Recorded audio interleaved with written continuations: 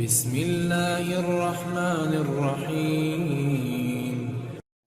Welcome to Mufti Adil Imtiaz documentary. بسم اللہ الرحمن الرحیم۔ اپنے چینل کے تمام ناظرین کو خوش آمدید۔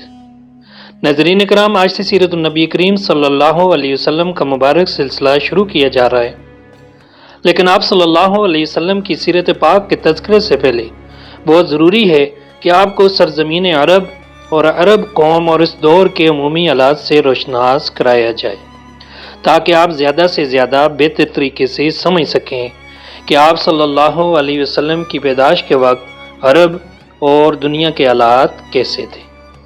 ناظرین اکرام، ملک عرب ایک جزیرہ نما ہے جس کے جنوب میں بحیر عرب، مشرق میں خلیج فارس اور بحیر عمان، مغرب میں بحیر قلزم ہے۔ تین اطراف سے پانی میں گھرے اس ملک کے شمال میں شام کا ملک واقع ہے۔ مجموعی طور پر اس ملک کا اکثر حصہ ریگستانوں اور غیر آباد بے آب و گیا وادیوں پر مشتمل ہے، جبکہ چند علاقے اپنی سرسبزی اور شادابی کے لیے بھی مشہور ہیں۔ طبعی لحاظ سے اس ملک کے 5 حصے ہیں۔ یمن۔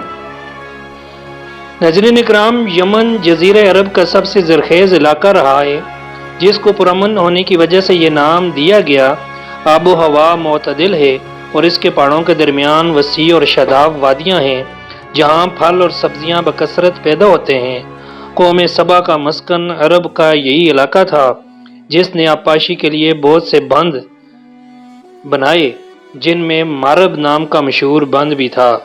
اس قوم کی نافرمانی کی وجہ سے جب ان پر عذاب آیا تو یہی بند ٹوٹ گیا اور ایک عظیم سیلاب آیا، جس کی وجہ سے قوم سبا عرب کے طول و عرض میں منتشر ہو گئی۔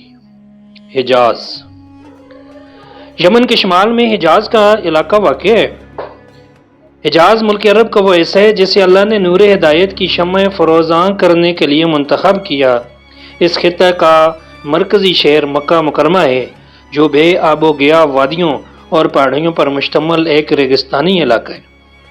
حجاز کا دوسرا اہم شہر یثرب ہے، جو بعد میں مدینۃ النبی کہلایا، جبکہ مکہ کے مشرق میں طائف کا شہر ہے، جو اپنے سرسبز اور لہلاتے کھیتوں اور سایہ دار نخلستانوں اور مختلف پھلوں کی کثرت کی وجہ سے عرب کے ریگستانوں میں جنت ارضی کی مثل ہے۔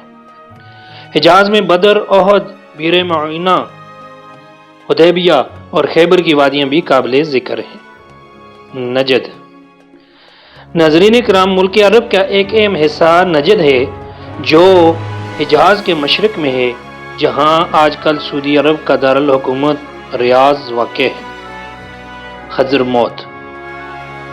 یہ یمن کے علاقے میں ساحلی علاقہ ہے، بظاہر ویران علاقہ ہے۔ پرانے زمانے میں یہاں ظفار اور شیبان نامی 2 شہر تھے۔ مشرقی ساحلی علاقے یعنی عرب امارات، ان میں عمان، الاقصی، بحرین کے علاقے شامل ہیں۔ یہاں سے پرانے زمانے میں سمندر سے موتی نکالے جاتے تھے، جبکہ آج کل یہ علاقہ تیل کی دولت سے مالا مال ہے۔ وادی سینا۔ حجاز کے شمال مشرق میں خلیج سویز اور خلیج ایلیا کے درمیان وادی سینا کا علاقہ ہے، جہاں قوم موسیٰ علیہ السلام 40 سال تک سیرا گردی کرتی رہی۔ طور سینا میں بھی یہی واقع ہے، جہاں حضرت موسیٰ علیہ السلام کو تورات کی تختیاں دی گئی۔ ناظرین کرام، یہاں ایک بات ذہن میں رکھیں کہ اصل ملک عرب میں آج کے سعودی عرب، یمن، بحرین، عمان کا علاقہ شامل تھا، جبکہ شام، عراق اور مصر جیسے ممالک بعد میں فتح ہوئے اور عربوں کی ایک کثیر تعداد وہاں نقل مکانی کر کے آباد ہوئی، اور نتیجتاً یہ ملک بھی عربی رنگ میں ڈھل گئے۔ لیکن اصل عرب علاقہ وہی ہے جو موجودہ سعودیہ، بحرین، عمان اور یمن کے علاقے پر مشتمل ہے، اور اس جزیرہ نما کی شکل نقشہ میں واضح طور پر دیکھی جا سکتی ہے۔ عرب کو عرب کا نام اس لیے دیا گیا کہ اس کے متعلق 2 آراء ہیں۔ ایک رائے کے مطابق عرب کے لفظی معنی فصاحت اور زباں آوری کے ہیں۔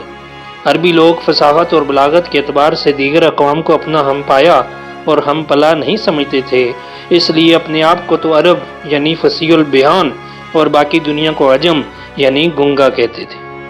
ناظرین اکرام، دوسری رائے کے مطابق لفظ عرب عربہ سے نکلا ہے، جس کے معنی صحرا اور ریگستان کے ہیں۔ چونکہ اس ملک کا بیشتر حصہ دشت و صحرا پر مشتمل ہے، اس لیے سارے ملک کو عرب کہا جانے لگا۔